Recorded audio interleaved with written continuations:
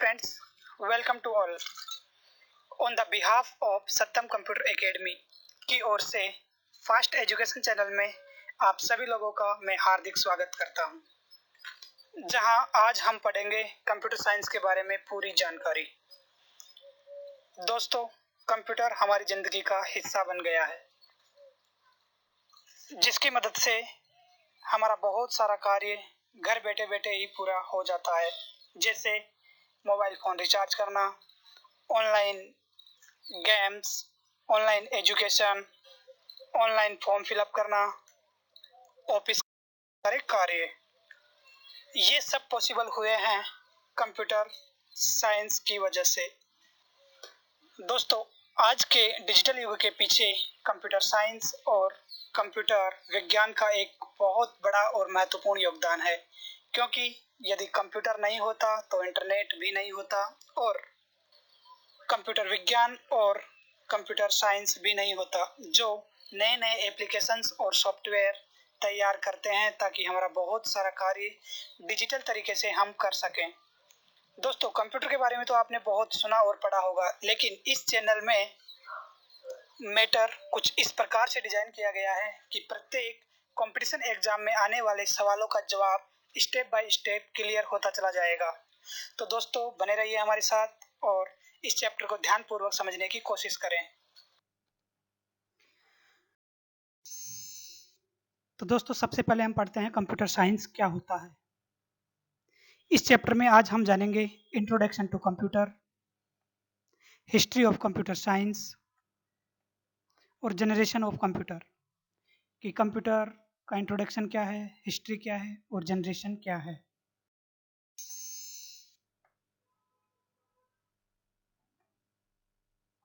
सबसे पहले what is computer. C means commonly, O means operated, machine, particularly used for technical education and research। तो हम definition के तौर पे कह सकते हैं commonly operated machine particularly used for technical education and research. ये इसकी डेफिनेशन हो गई। इसको और भी अच्छी तरीके से समझने के लिए हम कह सकते हैं कंप्यूटर एक इलेक्ट्रॉनिक मशीन है जो हमारे द्वारा दिए गए डेटा को इनपुट के रूप में लेता है तथा उस पर प्रोसेस करके आउटपुट को हमें स्क्रीन पर प्रदर्शित करने का कार्य किया जाता है।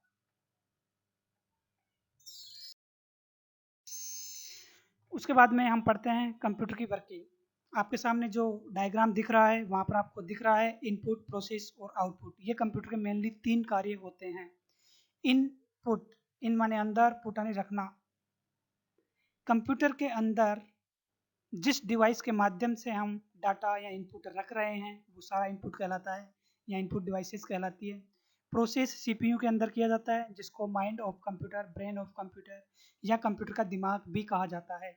और आउटपुट हमें मॉनिटर, स्पीकर और प्रिंटर पर प्रदर्शित होता है। इसको अधिक प्रभावी और हमारे पास एक एग्जाम्पल दिया हुआ है, देखिए दोस्तों। यहाँ पर जो डायग्राम दिया हुआ है वो एक चक्की का एग्जाम्पल है। हम चक्की के अंदर सपोज करिए कि हमें गेहूं का आटा पिसवाना है, तो सबसे पहले हम उसमें गेहूं डालेंगे। तो गेहूं जो डाल रहे हैं वो इनपुट का कार्य कर रहा है, मतलब वो इनपुट है। प्रोसेस उसके पीसने का कार्य हो रहा है जिसको हम देख नहीं सकते हैं, तथा आउटपुट के रूप में हमें आटा मिल रहा है, वो आउटपुट है। तो इसी प्रकार कंप्यूटर में जो इनपुट या जो डाटा होता है वो नंबर्स के रूप में हो सकता है, अल्फ़ाबेट हो सकता है, सिंबल हो सकता है, फोटोज, ऑडियोज, वीडियोज। ये सभी कंप्यूटर के लिए रॉ मटेरियल या इनपुट का कार्य करते हैं, ये इनपुट हैं। इन इनपुट का सीपीयू के अंदर प्रोसेस किया जाता है, अर्थात इस डाटा का प्रोसेस्ड किया जाता है। और जब प्रोसेस्ड कंप्लीट होता है तो हमें आउटपुट के रूप में या इंफॉर्मेशन के रूप में उसका रिजल्ट मिलता है। दोस्तों, ये क्वेश्चन कई बार पूछा जाता है कि कंप्यूटर में डाटा या इनपुट क्या होता है, तो हम कह सकते हैं कि numbers, alphabet, symbols, photos, audios, videos ये सारे इनपुट हैं। या फिर एग्जाम में क्वेश्चंस बनते हैं प्रोसेस्ड डेटा को किस नाम से जाना जाता है। प्रोसेस्ड डेटा को इंफॉर्मेशन या आउटपुट के रूप में जाना जाता है। उसके बाद में हम पढ़ते हैं कंप्यूटर की हिस्ट्री, इतिहास। कंप्यूटर कहाँ से आया या कंप्यूटर की क्या इतिहास रहा है। दोस्तों, अबेकस कंप्यूटर की दुनिया की पहली डिवाइस है, या हम कहें तो ये एक अबेकस जो है कि एक पहली कैलकुलेटिंग डिवाइस है जो कंप्यूटर की दुनिया में बनाई गई थी। इसका यूज अर्थमेटिकल कैलकुलेशन के लिए किया गया था, अर्थात जोड़ बाकी गुणा भाग को हल करने के लिए अबेकस का निर्माण किया गया। इसका जो विकास किया था वो साइंटिस्ट अबेकस चाइना द्वारा किया गया। कंप्यूटर का जो सेकेंड डिवाइस आई कंप्यूटर की दुनिया में वो थी नेपियर बोन्स, और नेपियर बोन्स ये कंप्यूटर की दुनिया की दूसरी मशीन थी जिसका यूज़ मैथमेटिकल कैलकुलेशन के लिए किया गया, जैसे जोड़ बाकी गुणा भाग के लिए। और इस डिवाइस का आविष्कार साइंटिस्ट जॉन नेपियर द्वारा किया गया। उसके बाद में हम आगे बढ़ते हैं। ये कंप्यूटर की दुनिया की तीसरी मशीन है जिसको पास्कलाइन इंजन कहा जाता है। दोस्तों, इस डिवाइस की एक खूबी है कि ये प्रथम मैकेनिकल कैलकुलेटर था, अर्थात प्रथम मैकेनिकल कैलकुलेटर पास्कलाइन इंजन था। ये क्वेश्चन भी कई बार बहुत बार पूछा जाता है एग्जाम में कि प्रथम मैकेनिकल कैलकुलेटर का नाम बताइए, तो पास्कलाइन इंजन। इसका यूज भी जोड़ बाकी गुणा भाग करने के लिए किया गया। इसका आविष्कार ग्रेट साइंटिस्ट ब्लेज पास्कल द्वारा किया गया, जिसको कैलकुलेटर का आविष्कारक भी कहा जाता है, ब्लेज पास्कल को। दोस्तों, जैसे जैसे कंप्यूटर की पीढ़ी बढ़ती गई या कंप्यूटर के इतिहास में नई नई क्रांति आती गई, उसके बाद में कंप्यूटर के इतिहास में जो चौथी मशीन आई थी वो था डिफरेंस इंजन। डिफरेंस इंजन का यूज कुछ अलग तरीके से करने के लिए चार्ल्स बेबेज ने इसका आविष्कार किया था। जैसे इस डिवाइस का जो यूज या बनाने का जो पर्पस था कि मैथमेटिकल कैलकुलेशन के अलावा ये पॉलिनोमियल कैलकुलेशन और एल्गोरिथम को सॉल्व करने के हिसाब से तैयार की गई थी। लेकिन इस मशीन को बनाने के बाद कोई रिएक्शन नहीं हुआ, अर्थात ये चार्ल्स बेबेज द्वारा बनाई गई पहली मशीन थी जो पूरी तरीके से फ्लॉप हो गई थी। तो हम कह सकते हैं जो फर्स्ट मशीन बनी गई थी चार्ल्स बेबेज द्वारा वो डिफेंस इंजन था। और कंप्यूटर के इतिहास में अपना पूरा जीवन व्यापन करने वाले चार्ल्स बेबेज की जो लास्ट मशीन थी उसका नाम था एनालिटिकल इंजन। उनका सफलतम प्रयास था, इसी वजह से इनको चार्ल्स बेबेज को फादर ऑफ मॉडर्न कंप्यूटर के नाम से जाना जाता है, अर्थात कंप्यूटर के जनक और पिता चार्ल्स बेबेज को कहा जाता है। उसके बाद में हम मशीन लैंग्वेज के बारे में पढ़ते हैं। मशीन लैंग्वेज क्या है? दोस्तों, कंप्यूटर एक मशीन है और मशीन लैंग्वेज ही मशीन समझती है, इसलिए कंप्यूटर मशीन लैंग्वेज जानता है। मशीन लैंग्वेज को हम बाइनरी नंबर भी बोलते हैं, अर्थात 0 और 1।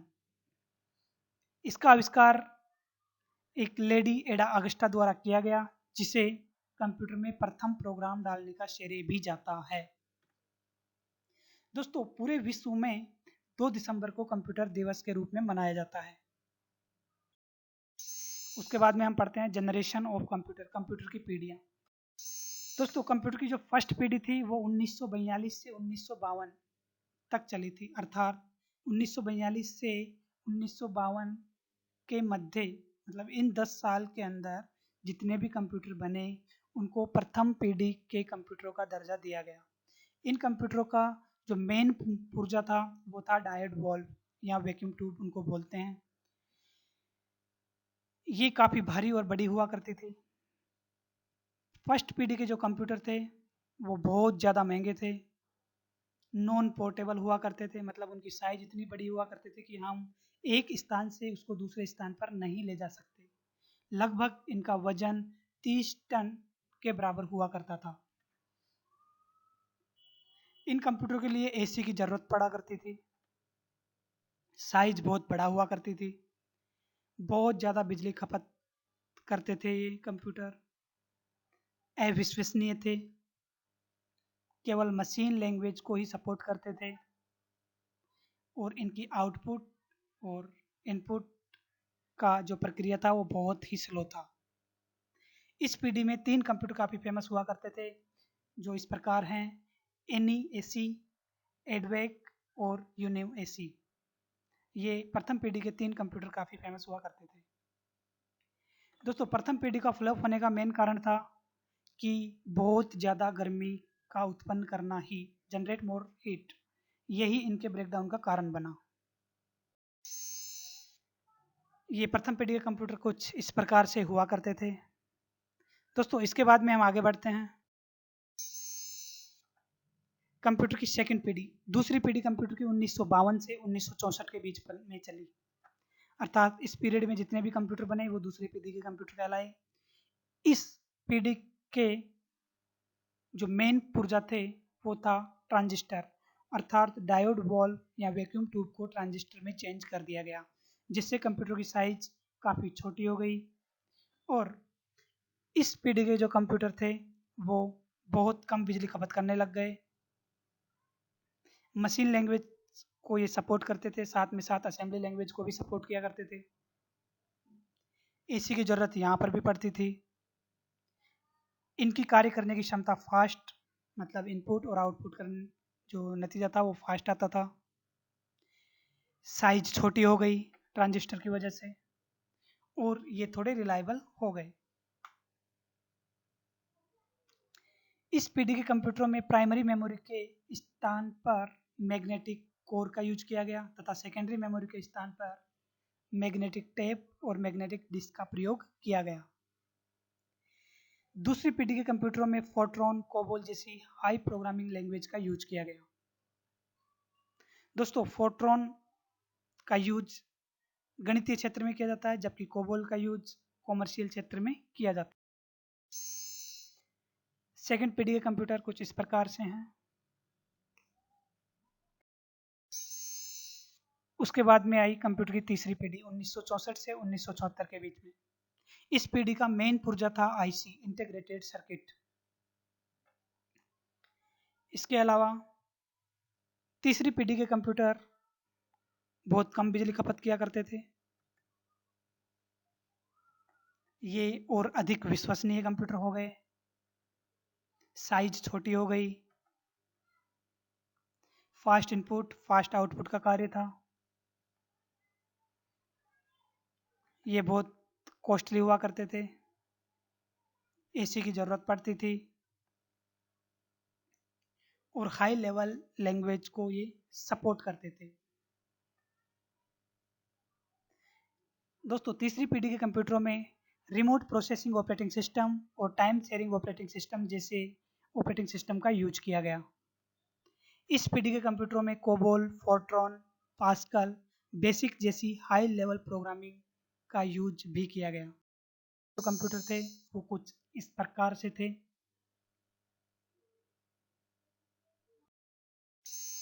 दोस्तों, उसके बाद में आई कंप्यूटर की फोर्थ पीढ़ी 1974 से 1989 के बीच में जितने भी कंप्यूटर बने उनको कंप्यूटर की फोर्थ पीढ़ी का दर्जा दिया गया। इस पीढ़ी का जो मेन पुर्जा था वो VLSI चिप था, अर्थात IC को VLSI चिप में चेंज कर दिया गया। जो कंप्यूटर काफ़ी सस्ते हो गए, यहाँ पर AC की ज़रूरत नहीं पड़ती थी, PC का यूज होने लग गया, कंप्यूटर की साइज बहुत छोटी हो गई और अधिक विश्वसनीय और पोर्टेबल कंप्यूटर हो गए। कहा जाता है कि एक VLSI चिप पर 5000 ट्रांजिस्टर इंसर्ट किए जा सकते हैं और इसी से माइक्रो कंप्यूटर का विकास पॉसिबल हुआ, अर्थात माइक्रो कंप्यूटर या PC का जन्म यहीं से स्टार्ट हुआ। VLSI चिप को माइक्रो प्रोसेसर के नाम से भी जाना जाता है।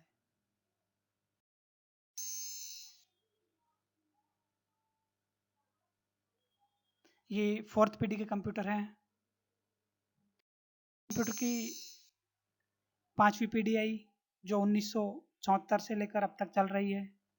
इस पीढ़ी का जो मेन पुर्जा था वो ULSI टेक्नोलॉजी था, अर्थात VLSI टेक्नोलॉजी को ULSI टेक्नोलॉजी में चेंज कर दिया गया। इस पीढ़ी की खास बात यह है कि ये आर्टिफिशियल इंटेलिजेंस ही है, अर्थात कृत्रिम बुद्धि से समझदार कंप्यूटर पांचवी पीढ़ी के हैं। इसके अलावा इंटरनेट का जन्म पांचवी पीढ़ी में हुआ। इसके अलावा रोबोट का जन्म पांचवी पीढ़ी में हुआ। मल्टीमीडिया पांचवी पीढ़ी में आया। सुपर कंप्यूटर का विकास हुआ यहाँ पे। ये कंप्यूटर बहुत पोर्टेबल हुआ करते हैं, रिलायबल हैं और बहुत सस्ते भी हैं। साइज़ बहुत छोटी हो गई। इस पीढ़ी के computer desktop, laptop, notebook, ultrabook आदि हैं। दोस्तों, कंप्यूटर की 5th पीढ़ी इस प्रकार से हैं जो पैरेलल प्रोसेसिंग का कार्य करती है और नेचुरल लैंग्वेज को समझने का प्रयास भी कर रही है। नेक्स्ट जनरेशन के कंप्यूटर के बारे में कहा जाता है कि ये कंप्यूटर कुछ अलग प्रकार से होंगे, जिनकी कार्य करने की क्षमता बहुत तेज, साइज बड़ी और काफ़ी मतलब बहुत तेज गति से कार्य करने वाले कंप्यूटर होंगे। तो दोस्तों, ये था हमारा फर्स्ट पार्ट, जिसके बारे में हमने कंप्यूटर के बारे में कई सारे टॉपिक्स पढ़े। इसका नेक्स्ट पार्ट हम जल्दी ही आपके लिए अवेलेबल करवाएंगे, जिसके अंदर हम पढ़ेंगे इनपुट डिवाइस के बारे में। तब तक के लिए